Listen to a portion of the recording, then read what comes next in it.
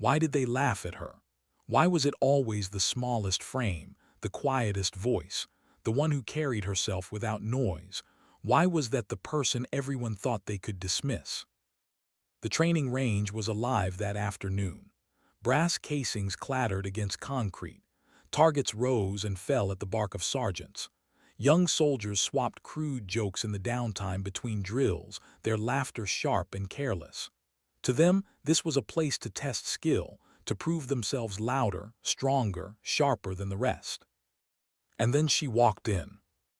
A small woman, civilian clothes, silver windbreaker catching the sunlight, her pace steady, her expression unreadable. She carried nothing more threatening than a leather bag that looked as though it belonged to another decade. No insignia, no unit patch, just jeans, gloves tucked into one hand, and a stillness that did not fit the noise of the range. "You're in the wrong place, lady," one private called out. His voice carried across the bays, earning chuckles. "This is a training range, not a tourist spot." She didn't answer, didn't smile, didn't even acknowledge the words.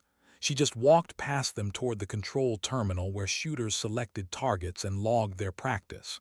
Her silence made some of them laugh harder. Others leaned closer, curious to see what this stranger would do. She placed her hand on the scanner. At first, nothing seemed unusual.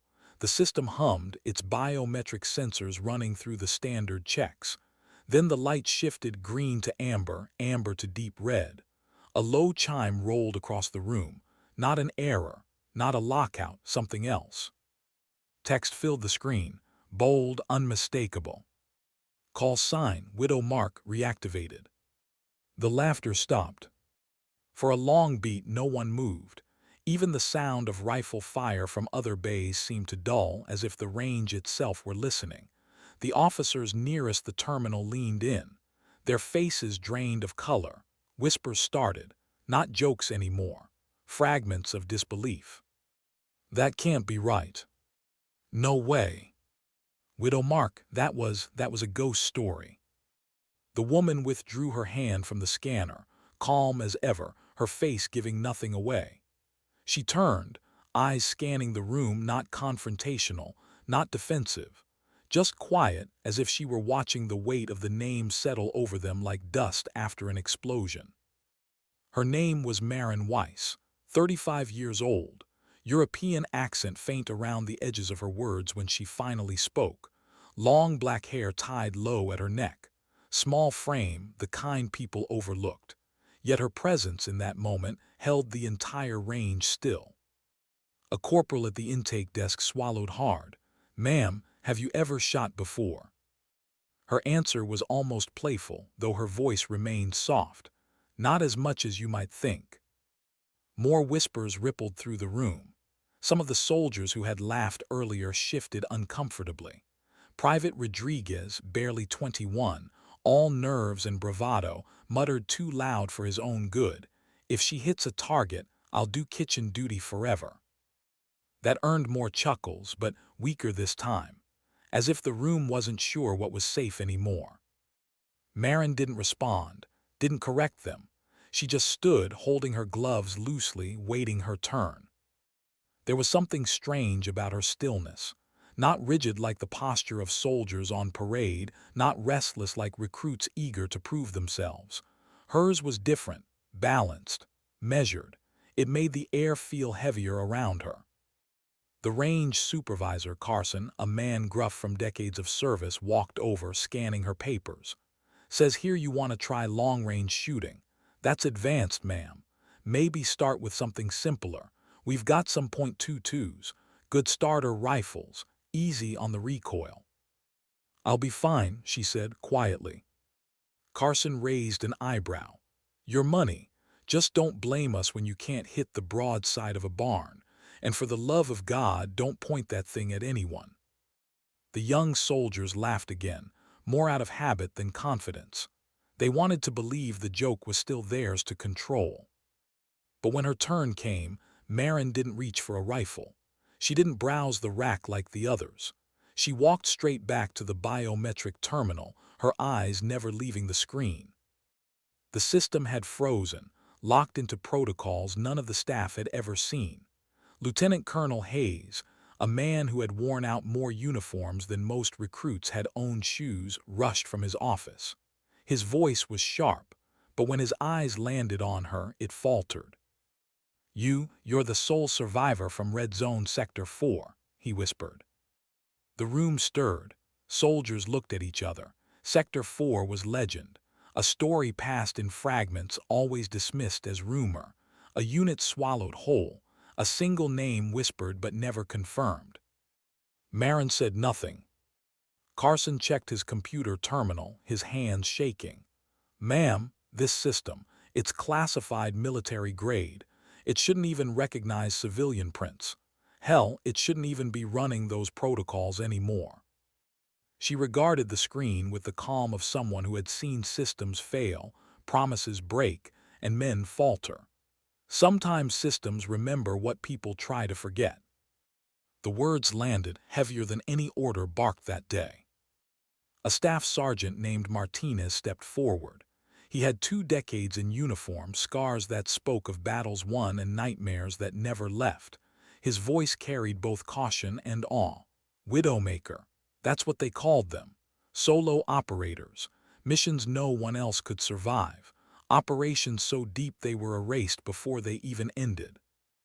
The computer blinked again. Data scrolled, fragments of files not meant for this room. Last active, 2012. Mission status, classified. Survival rate, 100% for protected personnel. Threat assessment, maximum. The silence deepened. The younger soldiers were pale now. Rodriguez shifted awkwardly, his earlier bravado evaporated. Ma'am, we didn't know. Her gaze settled on him, not sharp, not cold, gentle but carrying the kind of authority that made even laughter die in a throat. You weren't supposed to know. That was the point. The best operations are the ones that never happened. No one dared to laugh again. All around her the range had changed. Not in its shape, not in its sound, but in its weight. The men and women who had mocked her now stood straighter. Officers who had seen combat found themselves silent, uncertain. The terminal kept pulsing with data, revealing fragments that should never have surfaced, as if the system itself had decided the past could not remain buried. Staff Sergeant Martinez scrolled through the files, his knuckles white. It says here you led rescue operations in black zones, areas satellites couldn't even track, areas written off as lost. How is that possible? Maren's eyes softened. A memory passed through them like a shadow across still water. You learn to work with what you have, and you learn that sometimes the most important missions are the ones where nobody comes home a hero. Her voice cracked the air open. For the first time, the young soldiers glimpsed not just the myth, but the cost beneath it. And still the system kept unraveling. Tactical protocols available. Authorize advanced training scenarios. Carson stared at the display. Ma'am, I don't even have clearance to see what's inside those. The system's offering you scenarios I've never heard of. Hayes leaned closer, his voice barely above a breath. Those were developed for when everything else failed, for the operators who walked alone, for when backup wasn't coming. The words hung in the air, heavy as lead. Maren stood there, gloves in hand, her expression unchanged. She hadn't asked for this. She hadn't asked to be remembered. And yet, with one touch of her hand, the past had forced itself back into the present.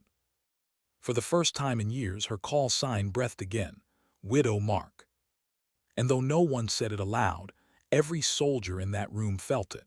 The quiet woman in the silver windbreaker was not just another visitor at the range. She was the kind of ghost that walked out of history to remind them that silence could be more terrifying than any shout.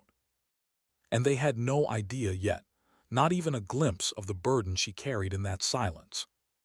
What was she hiding behind those calm eyes? Why didn't she argue, or defend, or try to prove herself with words the way the others did? When Maren finally moved toward the rifle rack, the range fell silent again. Boots shuffled against concrete. Soldiers who had spent months shouting across live fire drills now whispered, as if raising their voices might disturb something fragile or provoke something dangerous. She didn't choose carefully. She didn't weigh options like the others. Her hand brushed once across the row of rifles, then settled on a standard issue, scratched, service-worn, nothing exceptional. She lifted it as though she already knew its weight by memory. Carson frowned. "You don't want to check the scope, maybe adjust the stock for your frame." Maren slid her gloves off, laying them flat on the counter. Her hands told their own story. Calluses in precise places. Small, faded scars along the webbing between thumb and forefinger. Knuckles worn from years of recoil. Not hands softened by time or absence. Hands that had never stopped working. "I just want to see," she said softly, "if I can still maintain 800-meter accuracy." A collective murmur rippled through the crowd. 800 meters. That wasn't casual. That wasn't weekend warrior distance. That was a test most professionals failed under pressure. A shot where even the wind seemed like an enemy. Rodriguez, who had been so quick with jokes an hour ago, let out a low whistle. But no one laughed with him this time. The range supervisor shook his head. 800. Lady, most of these boys can't hit clean past 4. You really want to embarrass yourself like that? But her tone carried no boast, no challenge, just a plain certainty. "We'll see." She walked toward the lane. The young soldiers trailed behind, curiosity overriding their embarrassment. Martinez stood a little apart, his arms crossed, watching with the kind of gaze a man saves for things that stir old memories. Hayes stayed closer to the control panel, eyes narrowed at the data still scrolling across the locked screen, unable to tear himself away from the evidence of ghosts. Maren settled behind the rifle. No fuss. No wasted movement. She didn't adjust her breathing for show, didn't flex her shoulders like the recruits did when they wanted to be seen. She lay prone, cheek against the worn stock, her body folding into position with the kind of ease that only comes from thousands of repetitions. The range was still noisy in other bays, but in lane 9, silence grew thick. She didn't measure wind, didn't request readouts, didn't even pause. Her finger curled against the trigger and the first shot cracked. The target, far downrange, registered a perfect center hit. A few soldiers muttered, "Coincidence, lucky, anyone could land one." But the second shot came, center again. The third, center. She didn't adjust between them, didn't pause to recalculate. The rhythm was steady, unhurried, like breathing. Fourth, center. Fifth, center. Sixth, dead center. By then no one spoke. Even Rodriguez, his lips parted, stared as if his own disbelief were strangling him. The system screen flashed again. Tactical pattern detected. Widow mark confirmed. Shooting sequence matches historical data. Carson took off his cap, running a hand through thinning hair. "I trained Olympic shooters. I've studied every form, but this is technique number 7, the ghost pattern." Maren rose slowly, setting the rifle down with care. Her eyes were distant now, as though the shots had pulled her backward through time. Her voice was quiet, almost too soft for them to hear. "I don't keep achievements. I just keep the habit of not letting teammates die in front of me." The words struck harder than the sound of gunfire. Rodriguez swallowed, stepping forward despite himself. "Ma'am, with respect, what happened to your team?" Her gaze shifted toward him. For a moment the weight of something unspeakable flickered there, grief, guilt, endurance woven together. "You wouldn't want to know," she said gently. But Martinez was still scrolling through the fragments on his tablet. His clearance opened doors that others couldn't see. His voice shook as he read. "Wolf Echo, that was your unit. No survivors confirmed. Last mission erased from records, but under your command 0 friendly casualties, across 14 missions. 0. Carson's eyes widened. "That's impossible." Maren pulled her gloves back on, each finger sliding into place as though she needed the barrier between herself and the room. You learn to see death coming before it sees you. And sometimes, the only way to save everyone else is to walk into the dark alone. Her words cracked Rodriguez open. He straightened, his earlier arrogance broken down into raw shame. Ma'am, I mocked you. I did. She spared him a glance that wasn't cruel, wasn't cold, just final. You weren't supposed to know. That's what makes it work. The recruits shifted uncomfortably, their earlier laughter now a weight pressing on them. They had ridiculed someone who carried scars they couldn't imagine, a woman who had been declared dead not because she had failed, but because she had survived something no system could record. The computer beeped once more. New options lit across the locked interface. Advanced tactical protocols unlocked. Authorize Widowmaker training sequence. Carson leaned back unsettled. Ma'am, I've never seen anything like this. It's asking for your authorization. Mine doesn't even register. It's like the system knows you still belong to it. Hayes stepped closer, voice low and reverent. These were built for when conventional military tactics failed, when there was no cavalry, for operators who walked in alone and came out alone. Maren stared at the glowing screen. For the first time, a flicker of emotion crossed her calm. Not fear, not pride, something more complicated, a shadow of memory, a hesitation born not of doubt in skill but doubt in desire. She turned away. I don't want them. Martinez frowned. But you could train them, show them what it means to. No, her voice cut gently but firmly. You don't want more ghosts. A silence fell again, deeper this time, because in that refusal they heard the cost she still carried. For a moment the recruits didn't know where to look. Some stared at the floor. Others stole glances at her, as if trying to reconcile the quiet woman in jeans with the legend their instructors whispered about. Rodriguez finally whispered what everyone was thinking. If you made it out, then what happened to Wolf Echo? Her hands stilled on the edge of the counter. Her eyes grew distant, fixed on a space that wasn't there. We were sent to extract a diplomat's daughter. Intelligence said it would be a short operation. Clean, quick. She paused, a breath deep and steady. It was a trap. They knew we were coming. The only way out was to draw them away from the extraction point. I ordered my team to fall back, told them I would create a distraction and meet them 6 hours later. Martinez's voice lowered. But you didn't make it to the rendezvous. Her answer was almost a whisper. I made it, but I couldn't let them find the extraction point, so I led them away, deeper, made them believe the whole unit was moving with me. The recruits shifted, their faces pale. None of them had expected the truth to sound so quiet. I fought for 3 days, alone. By the time I made it out, my team had already been declared dead, the mission buried and me with it. The system flickered again. Mission report: extraction successful. Civilian casualty 0, friendly casualty 0, operator status MIA, presumed KIA. Hayes stared, all written across his face. But you survived.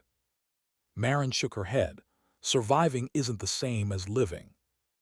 The room stilled, not because of the system, not because of the legend, but because of the truth in her words. For 12 years she had been a ghost, moving from place to place, carrying skills she never asked for, scars she never showed, memories that replayed in silence. She had no records, no identity, no home, only the burden of remembering what others were allowed to forget. And now, with one biometric scan, the world had remembered her. She slid her gloves back into the worn leather bag, her movements deliberate, controlled. The soldiers who had mocked her stood at attention now, as if apology required posture. Rodriguez's voice cracked when he spoke. Ma'am, I'm sorry, we didn't know. Her eyes softened, though her words carried the weight of every year she had lived as a ghost. You weren't supposed to know. That's the only way it works. And for the first time they began to understand. Silence wasn't weakness. Sometimes silence was sacrifice. And sometimes silence was survival. What did survival mean when the world decided you were dead? What does a name weigh when it lives only in whispers and classified fragments? Maren stood at the edge of Lane 9, her gloves back on, her rifle set aside. The system still glowed behind her, waiting for her authorization, but she didn't turn toward it again. She didn't need to. The decision was already made. Lieutenant Colonel Hayes stepped forward carefully, as though even his presence might fracture the fragile calm she carried. "We could reinstate you. Official channels, clearance restored. You'd have rank, purpose, the Widowmaker protocols." "No." The refusal was quiet but final. Carson frowned, confused. "You're saying you don't want back in, after all this?" Maren's eyes softened as she looked at him. "Some doors don't reopen without letting the dark through with them. You don't want that." The recruits exchanged uneasy glances. They couldn't imagine walking away from power, from recognition, from the kind of respect they had just seen flood the room in her presence. To them, purpose was still a hunger. They hadn't lived long enough to know how heavy it became once fed. Martinez, however, understood. His eyes lingered on her as though he could read the echoes she carried. He'd seen enough men and women return from places no one else could follow, carrying burdens they couldn't lay down. He knew the hollow tone in her refusal. Maren's hand reached into the leather bag. When it emerged, she held something small, wrapped in cloth. She set it on Carson's desk, unfolding it with care. A single round, polished brass. On the casing engraved words, "Save one person, that's enough." Carson leaned forward, his voice catching. "What is that?" Maren's gaze lingered on the bullet as though it were a photograph. "A memorial round. My team made it for me after our 13th mission. I carried it every time after. Never fired, just a reminder." The soldiers crowded closer. Even Rodriguez, who had mocked her not long ago, leaned in reverently, afraid to breathe too hard. "Save one person," she repeated. That was the rule. No matter the scale, no matter the chaos. If one person walked out alive who otherwise wouldn't have, then it was enough. You could carry that. You could live with that. Her voice was calm, but there was something raw beneath it. A thread of sorrow wound so tightly it barely held. The recruits looked at one another, shame flushing their faces. They had mocked her size, her silence, her presence here. But they understood now that she had lived by a rule larger than anything they had been asked to carry. Hayes cleared his throat, almost embarrassed by his own persistence. "You could train them, pass it on. These kids," he gestured toward the wide-eyed recruits, their bravado shattered. "They need someone like you, someone who understands what's at stake." Maren shook her head. "You can train skill, you can't train weight. They'll learn it themselves when the time comes. If I give them mine, it will crush them before they know how to stand." The silence that followed was heavier than gunfire. Carson, unable to contain his curiosity, asked quietly, "And what about you? Who carries yours?" For the first time, Maren's eyes flickered, not with tears, not with anger, but with a kind of stillness that looked almost like surrender. "No one." The word echoed in the space. No one. Rodriguez looked down at his boots, his throat tight. He wanted to say something, anything, but what words could cross that distance? What apology could reach a woman who had given up everything so people like him could laugh at firing ranges? She folded the bullet back into its cloth, sliding it carefully into her bag. Then she left something else on Carson's desk, a folded piece of paper, written in neat, deliberate handwriting. She didn't explain. She didn't wait for him to read it. She just stepped back, her posture as quiet and steady as when she had arrived. Carson hesitated, then unfolded it. The note read, "If you meet someone who speaks little, don't laugh. They might have already said too much to the ones who never came home. The quietest person in the room might be the one who screamed loudest when it mattered most." He didn't look up right away. His throat closed too tight for words. When he finally did, Maren was already walking back toward the exit. The recruits parted instinctively to let her pass. None of them dared to speak. None of them dared to move. It felt like watching a ghost walk through flesh and blood men. As she reached the door, Hayes called after her. His voice wasn't an order now. It was softer, almost pleading. "What will you do now?" She paused, hand on the frame, her silver windbreaker catching the last of the afternoon light. "The same thing I've always done. Keep the skills sharp, remember why they matter, and disappear before the legend gets too loud." And then she was gone. The silence left behind was unbearable. The recruits shifted, restless, unable to shake the feeling they had witnessed something they could never explain to anyone outside these walls. Rodriguez finally muttered, "We mocked her, we mocked her." His voice cracked. "I'm in debt for the rest of my life. I didn't even know who I was mocking, and I'm still in debt." Martinez clapped a heavy hand on his shoulder. "Then spend it, pay it forward, rescue one person, save one life, carry that, because she carried all of us." The recruits nodded, solemn.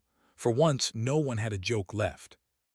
1 week later, a plaque appeared on the wall of Lane 9. It didn't come from headquarters. No requisition, no order. Just a simple marker placed quietly by hands that had learned respect. Widow Mark. The one who needs no orders. The one who lets no one die if she still draws breath. And the legend began to live again.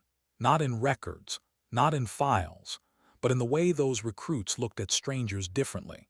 In the way Rodriguez transferred to search and rescue, choosing life over the thrill of combat. In the way Carson kept that note in his drawer, reading it whenever he was tempted to judge a visitor by their appearance. Maren didn't know about the plaque. She didn't need to. Her story had already done its work. Somewhere miles away, she sat alone in a quiet room, gloves folded neatly beside her, the bullet resting in her palm. Her eyes traced the engraving once more. "Save one person. That's enough." Her silence carried memories no one else would ever hear. And yet, for the first time in years, a question tugged at her. Was it really enough? Because even when legends vanish, ghosts don't stop asking. Why did silence linger longer than gunfire? Why did one quiet exit echo more than 100 drills and shouted commands? For days after Maren Weiss walked out of Lane 9, the range felt different. The young recruits no longer filled dead air with jokes. Their laughter, the careless kind born from nerves and inexperience, seemed to have burned away with her presence. They stood straighter now, spoke softer, and watched strangers with a kind of cautious respect. Rodriguez was the first to change. The bravado that had once poured out of him like smoke was gone. He started volunteering for search and rescue drills instead of live-fire competitions. Where others fought to prove their accuracy, he trained to carry stretchers, to stabilize wounded, to extract under pressure. His buddies teased him at first. Kitchen duty Rodriguez turned medic. But the bite didn't last. Because they all knew the truth. He had been the loudest voice mocking her, and he carried the heaviest weight now. Carson, the gruff supervisor, found himself opening his desk drawer late at night, reading the note Maren had left him. "If you meet someone who speaks little, don't laugh. They might have already said too much to the ones who never came home." He read it when exhaustion wore him down, when he felt the temptation to dismiss a nervous recruit, when he wanted to snap at someone who stumbled over procedure. The note steadied him, like a hand on his shoulder. But it was Martinez who wrestled most with what had happened. 20 years in uniform had left him scarred and wary, but nothing had shaken him like watching the system light up with her call sign. He carried fragments of her record in his tablet, fragments he wasn't sure he had the right to keep, files that should never have been opened. He read them again and again at night, trying to piece together a picture of the woman who had walked past him like a ghost. Wolf Echo, 14 missions, 0 friendly casualties, every mission marked classified, every detail redacted except one, operator, Widow Mark, status, presumed KIA. He couldn't stop thinking about her words. Surviving isn't the same as living. Hayes shared the same restlessness, though his carried the weight of command. The lieutenant colonel had seen soldiers break under pressure, had seen arrogance punished and bravery erased. But Maren was something else. She had survived what no one else could, and yet she refused to come back. One evening, Hayes called Martinez into his office. The door shut with a soft click. "You saw what I saw," Hayes began, his voice low. "That system didn't just light up, it asked for her, like it had been waiting all these years." Martinez nodded. "Widow Mark, I thought it was just a story, something old-timers whispered to scare recruits." Hayes leaned forward. "Stories don't pull classified protocols out of dead archives. Stories don't breathe through a biometric scanner." Silence stretched. Martinez rubbed his temples. "So what do we do with it?" Hayes stared at the wall, his expression tight.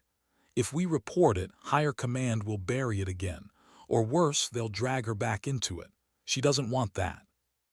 And if we stay quiet, then she vanishes again, and we're left with a ghost whose story no one knows how to carry." Martinez exhaled slowly. "Maybe that's the point. Maybe some legends aren't meant to be written down." Hayes looked at him sharply. "And if she's needed again?" Martinez shook his head. "You didn't hear her, she's already paid. If they drag her back, it'll kill what's left of her. You can't order someone like that to keep going, not after what she's seen." The two men sat in silence, the hum of the office lights pressing down. Both knew they were caught in something larger than protocol. Both knew the weight wasn't theirs to carry, yet it had landed squarely in their hands. Meanwhile, Maren was hundreds of miles away. She sat alone in a rented room above a cafe in a city that barely noticed her. The window overlooked a street where strangers hurried past, faces turned to their own lives. She watched them sometimes, studying the rhythm of ordinary days. She had no uniform now, no mission, no orders, just silence. The gloves lay folded on the desk beside her. The bullet sat in her palm. She traced the engraving with her thumb, "Save one person, that's enough." The words had always been her anchor, a simple rule to hold against chaos. Yet tonight they felt heavier than ever. She had saved more than one person, more than a dozen, more than she could count. But had it been enough? Had it ever been enough? Her mind pulled her back to Sector 4. The fire, the noise. The moment she told Wolf Echo to fall back while she moved forward, she could still hear their protests in her ears, voices that had trusted her, voices that had wanted to stand beside her. She had silenced them with orders, then with distance, then with the roar of enemy fire swallowing the air. She had lived. They had been recorded as dead. That was the ledger. That was the truth she carried. And still she had saved the girl. A diplomat's daughter, young and terrified, pulled from the ruins because Maren had led the enemy away. A life that would never know who bought its freedom. One person.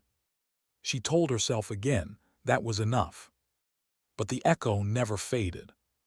Back at the range, the story was spreading quietly, not through official channels but through whispers. The recruits who had seen her couldn't help it. They didn't describe her in detail, most of them didn't even know her name, but they told fragments. There was this woman. She shot 800 clean without even checking the scope. The system lit up like it was built for her. She carried herself like she'd already lived everything we were afraid of. The legend grew, and with it a kind of reverence. Rodriguez especially carried it heavy. One night in the barracks he admitted to his bunkmate, "She looked me in the eye after I mocked her. She didn't even get angry. Just told me I wasn't supposed to know. You don't understand, that hurt worse than if she'd yelled." His bunkmate smirked. "You're haunted, man." Rodriguez didn't deny it. He only said, "Good. Maybe it'll make me better." Carson, too, changed. When new recruits arrived, he told them less about marksmanship and more about character. "Skills can be taught," he said, repeating words he now believed with his whole chest. "Character's what matters when nobody's looking. Don't laugh at the quiet ones. They're the ones who have already seen enough." And Martinez, he started writing. Not official reports, he knew better, just fragments tucked into a notebook he kept locked away. Not dates, not coordinates, not details that could betray her, just impressions. She carried silence like armor. She looked at the world as though it had already broken once. Her presence made even laughter fall still. He didn't know why he wrote them. Maybe because ghosts disappear, and words were the only way he knew to keep her real. Hayes, however, went further. He filed a report through classified channels, his words careful and deliberate. He recommended that the Widowmaker protocols be preserved, and that any future operator who matched her profile be treated with the highest respect and protection. The reply was brief. A single line: understood. There are others we're watching. It unsettled him. Others. Watching. It meant the system was still alive. It meant Maren wasn't the only ghost walking unseen through the world. Back in her rented room, Maren folded the bullet into its cloth again, placing it in her bag. She slid on her gloves, feeling the old leather mold to her hands. She didn't know where she would go next. She never did. That was the way of ghosts. She moved quietly down the stairs, past the cafe owner who gave her a polite nod, unaware of who she was. Out into the street, where the noise of ordinary life drowned her footsteps. She didn't shout, she didn't ask to be remembered, she just kept walking. And somewhere unseen, the system still recognized her. What does it mean to be forgotten until the world needs you again? What does it cost to step out of the shadows, knowing you can never stay? It was raining the night it happened. Not a storm, not the kind of violence she had grown used to, but a steady, weary rain that soaked the streets and blurred the city lights. Maren Weiss sat alone in a bus terminal, the kind of place where no one looked at each other for too long. Her gloves rested on her lap, the bullet folded away in her bag. She had promised herself she would move on again in the morning, another city, another rented room, another nameless existence. But ghosts don't choose when they're seen. Across the waiting hall, a girl sat hunched on a bench, maybe 16, maybe 17. Her clothes were torn, her hands trembling. She kept glancing toward the glass doors as though waiting for something or running from it. Two men lingered outside under the awning, smoking, their eyes never leaving her. Maren noticed, she always noticed. She told herself not to, not her business, not her mission. Just a girl, just two men, just a rain-soaked city that had nothing to do with her anymore. She lowered her gaze, tried to disappear back into her own silence. But the girl lifted her eyes once, just once, and Maren saw it, the same look she had seen in war zones, in collapsed cities, in the faces of civilians her unit had pulled from fire. The look of someone cornered, someone who had already given up on being heard. Maren's chest tightened. She exhaled slowly. The men moved closer to the doors. The girl flinched, and before she even realized she was on her feet, Maren was walking toward her. "Seat taken?" she asked softly. The girl shook her head, eyes wide, confused. Maren sat down beside her, not touching, not crowding, just present. The men outside noticed. Their posture shifted. They spoke in low tones, irritated, watching. Maren reached into her bag and pulled out the cloth bundle. She didn't unwrap it. The bullet remained hidden, but she placed it between them on the bench, her gloved hand resting gently over it. "Who are they?" she asked quietly. The girl swallowed hard. They followed me from the shelter, said they could help, but her voice broke. Maren nodded once. She didn't need the details. She had heard this story 1,000 times in 1,000 different languages. Predators always sounded the same. The terminal speaker crackled, announcing a delay. Rain hammered harder against the glass. The two men stepped inside now, scanning the benches, their eyes locking on the girl. One smirked.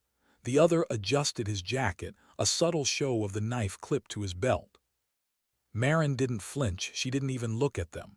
She leaned slightly closer to the girl and whispered, "When I stand, you walk with me. Don't look back. Don't run, just match my steps." The girl stared at her. "Why are you helping me?" Maren's gaze softened. "Because someone once helped me." She stood, the girl stood too. Together they moved toward the far exit. The men followed. Maren's pace was steady, unhurried. She guided the girl with the slightest touch of her elbow, every step deliberate. Her eyes tracked reflections in the glass, angles of approach, distances measured in instinct. She didn't have a weapon. She didn't need one. Outside, the rain washed over them. The men quickened their pace. At the corner, Maren turned suddenly, placing herself between the girl and the street. Her voice was calm but carried steel. Not tonight. The men froze, surprised by her directness. One sneered, flashing the knife. "Lady, step aside, doesn't concern you." Maren's eyes never left his. It does now. There was no threat in her tone, no raised volume, just certainty. And in that certainty, something shifted. The men hesitated, unsettled. They couldn't place it, but they felt it the same way recruits had felt it on the range. The stillness, the weight, the unspoken truth that she had walked through far darker nights than this. The knife wavered, the smirk faltered. Then, without a word, the men backed off, muttering curses drowned by the rain. They disappeared into the shadows. The girl collapsed into sobs. Maren steadied her, guiding her beneath the bus shelter. She waited until the girl's breathing slowed, until her hands stopped shaking. "Do you have somewhere safe to go?" The girl nodded, wiping her face. "There's another shelter across town. They'll take me in." Maren reached into her bag, pulling out a few folded bills. She pressed them into the girl's hand. "For the bus fare. Don't let anyone tell you different. You're worth saving." The girl's eyes filled again, but this time with something brighter. Why are you doing this for me?" Maren gave the faintest of smiles. "Because saving one person is enough." She walked her to the bus, waited until the doors closed, and watched as it pulled into the rain. Only when the taillights disappeared did she allow herself to exhale. Alone again, she stood in the storm, her gloves soaked through, her hair plastered against her face. She reached into her bag, pulled out the bullet, and held it tight in her palm. Save one person. Tonight it had been true again. Back at the range, weeks later, Martinez sat in his quiet office. He didn't know where Maren had gone. None of them did. But sometimes, late at night, he felt certain she was still out there, saving strangers who would never know her name, leaving behind no record, no recognition. Just the quiet ripple of lives redirected. He closed his notebook after writing another fragment. She doesn't carry weapons anymore. She carries people. And though he couldn't prove it, he felt a deep certainty. Maren Weiss hadn't stopped. She never would. Because some ghosts don't fade. They simply move through the rain, saving one person at a time. Why does silence never stay silent for long? Why do the stories we try to bury find their way back into the light, even when we walk away? Weeks turned into months. Maren moved like drifting smoke from one city to another, never staying long enough to leave a trace. A rented room here, a train ticket there, cash only, no records. She told herself she was nothing but a shadow now, a ghost, unnoticed, unimportant. But legends never listen. At the Western Training Center, the plaque at Lane 9 began to draw quiet attention. New recruits asked about it, hesitant at first. Carson deflected their questions, muttering something about respecting silence. But stories are contagious. Rodriguez couldn't hold it in forever. Martinez let slip fragments when he thought no one was listening. Hayes, though careful, wrote too many words in reports that traveled further than he realized. The tale twisted as it spread, reshaped by the mouths that carried it. A woman in civilian clothes, a hand on a scanner that lit up old protocols. 6 shots, 800 meters, all perfect. A call sign long thought to be myth, Widow Mark. And somewhere in the capital, in the quiet corridors of intelligence, someone read the whispers. Widow Mark active. The file was thin, mostly redactions, but the name was enough. It stirred questions. It stirred interest. And in places where power lived, interest was dangerous. Maren knew none of this. She only knew the quiet streets of another city, the rhythm of another rented room. Yet she felt it, the shift in the air, the way silence was no longer fully hers. One evening, as she sat in a cafe corner tracing the rim of her coffee cup, she caught a glance from across the room. A man in plain clothes, pretending to read a newspaper, too stiff, too still. Another by the door, feigning a phone call that never ended. Her chest tightened. She had been found before once or twice by chance, never by design, but this was different. This felt organized. She stood, sliding her gloves on with practiced calm. Her leather bag hung light against her shoulder. She walked to the counter, left a bill, and stepped into the street without looking back. The men followed. Her pace was steady, not hurried. She cut through alleys, weaving through crowds, each step measured. She didn't run. Running was noise. Running gave them confirmation. She let the rain-slick streets swallow her, turning corners sharp enough to break line of sight, blending into the faceless rhythm of the city. By the time they realized they had lost her, she was already blocks away, slipping into the back entrance of a metro station, descending into the crowd. As the train roared into the tunnel, she leaned against the wall, breathing slow, eyes closed. Her mind whispered old warnings. You can disappear from records, but you can't disappear from memory. And memory is what hunts. That night back in her room, she unwrapped the bullet again. Save one person, that's enough. She closed her hand around it, the metal cold against her skin. But the question pressed harder than ever. What happens when the world decides it wants more than enough? Far away, Martinez sat in his small apartment, staring at his notebook. The whispers were spreading faster now. New recruits treated Lane 9 like sacred ground. Stories about the woman who walked out of legend circled through barracks and training halls. He had tried to keep it contained, but stories have a way of slipping through cracks. Hayes visited him one night, knocking once before stepping in. His face was grim. "They know," Hayes said. Martinez stiffened. "Command." Hayes nodded. "Not all the details, not enough to move yet, but the name, Widow Mark, it's in circulation." Martinez closed his notebook slowly. "She won't come back, she told us that." Hayes sank into a chair, rubbing his temples. "And yet, the machine doesn't care what she told us. It only cares that she exists, and men in suits don't like loose ends." Silence pressed between them. Both men knew what that meant. If the system wanted her back, it wouldn't ask. And if she refused, the consequences could be worse than death. Martinez's voice was rough when he finally spoke. "She saved more lives than we'll ever count. She carried silence so the rest of us could live loud. If they drag her back—" He couldn't finish the thought. Hayes leaned forward, his voice low. "Then we need to make sure they can't." Back in her own solitude, Maren sat by the window of her rented room, watching rain blur the city lights. She thought about the girl at the bus terminal, the fear in her eyes, the relief when the doors closed behind her. She thought about Wolf Echo, their voices still alive in her memory. She told herself she could live like this forever, moving, saving one life here, another there, disappearing again before the whispers caught up. But deep down, she knew the truth. The louder the legend grew, the less room there was for the ghost. Her phone buzzed, a number she didn't recognize. She never answered unknown numbers. She reached to power it off. But then a message flashed across the screen. "Save one person, that's enough." Her breath caught. No one else knew those words. Not outside Wolf Echo, not outside that plaque on Lane 9.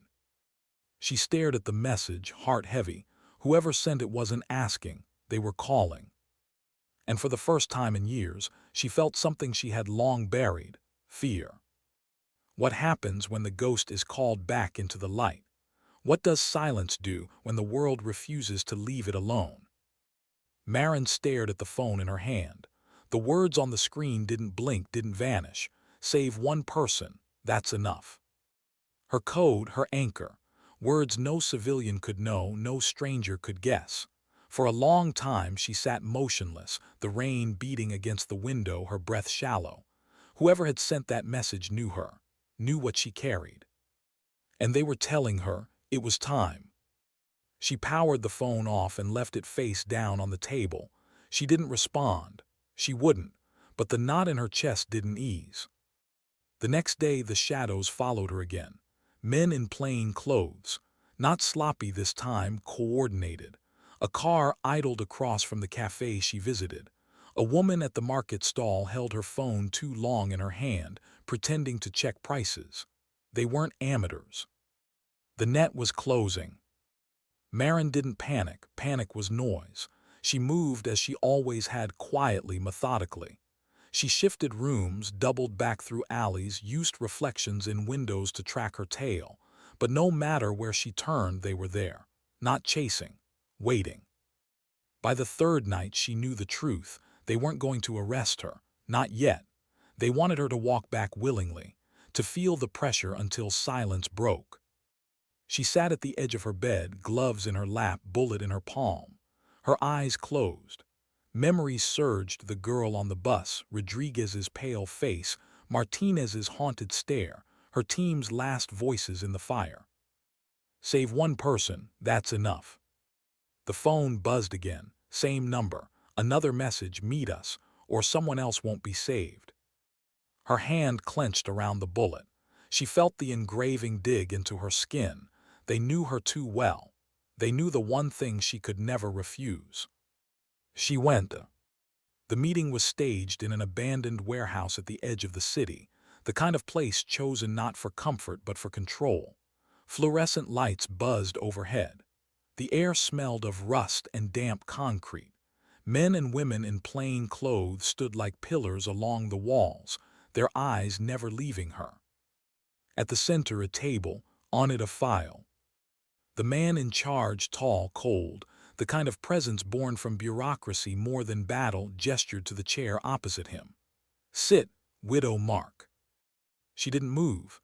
She remained standing, gloves still on, her bag slung over one shoulder. I told you, that name is dead. He smiled thinly. Names don't die, not when they're useful, and you're very useful. Maren's eyes flicked to the file. Redacted pages, maps, photographs. Another mission, another name for her to carry. No, she said quietly. The man leaned back, unbothered. Think carefully. This isn't about you. This is about what only you can do. People will die if you refuse. Innocents, children. And you, he tapped the file, you have the pattern. The system itself confirmed it. You walk where no one else can. Her chest tightened. She hated him for it, for speaking the words he knew would reach her. You can't order me anymore, she said. You're right, he replied smoothly. But you can't refuse yourself. That's the curse of people like you. You survive, and survival comes with responsibility, whether you want it or not. The warehouse was silent but for the buzzing lights. Maren felt the bullet in her bag, its weight like a verdict. Save one person, that's enough. Her voice was steady when she spoke. If I do this, it's not for you.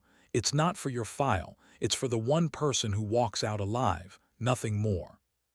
The man's smile widened. Of course. She turned and walked out, not waiting for his dismissal. They didn't try to stop her. They knew they had won, or thought they had. But Maren knew something they didn't. Ghosts don't serve. Ghosts haunt. Days later, she stood in another place where silence had grown too loud, a border town where chaos had spilled into the streets, where families huddled in basements, where a girl no older than 16 hid under the wreckage of a collapsed house. Maren pulled her out with steady hands, guiding her through the night, carrying her weight when her legs gave out. She didn't fire a weapon. She didn't raise her voice. She just moved, step by step, until the girl was safe. One life, one person, enough. And when officials tried to track her afterward, to file reports and claim credit, she was already gone. Back at the Western Training Center, Martinez heard whispers through his old contacts.